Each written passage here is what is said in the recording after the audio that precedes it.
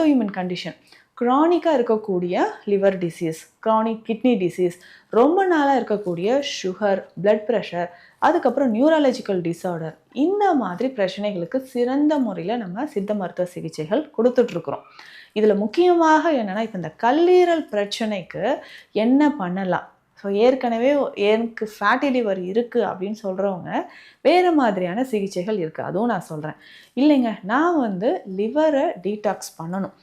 ஏன்னா இப்போது குழந்தைகளுக்கு கூட இந்த பிரச்சனை இருக்குது, ஃபேட்டி லிவர் அப்படின்ற ஒரு ப்ராப்ளம். அது எப்படிங்க? நான் ரொம்ப கொழுப்பு சார்ந்த பொருள்லாம் சாப்பிட்றதே கிடையாது, இந்த மாதிரி நான் பியூர் வெஜ், இருந்தாலும் எனக்கு எப்படி இந்த ஃபேட்டி லிவர் வந்துச்சு? ஆல்கஹால் ஹேபிட் கிடையாது, ஸ்மோக்கிங் கிடையாது. ஸோ இந்த மாதிரி இருக்கும்போது எனக்கு எப்படிங்க இந்த ஃபேட்டி லிவர் வந்துச்சு? வரலாம். ஸோ இதற்கான காரணம் நான் ஆல்கஹாலிக் ஃபேட்டி லிவர் டிசீஸ் அப்படின்னு சொல்லுவோம். ஆல்கஹால் கன்சியூம் பண்ணாத நபர்களுக்கு இது வர்றதுக்கான வாய்ப்பு இருக்குது. அப்போது நம்ம எடுக்கக்கூடிய உணவே என்னென்னா, ஃபேட் நிறைய இருக்கக்கூடிய உணவை தொடர்ந்து கன்சியூம் பண்ணுவோம், நேரம் காலம் இல்லாமல் கன்சியூம் பண்ணிகிட்ருக்குறது.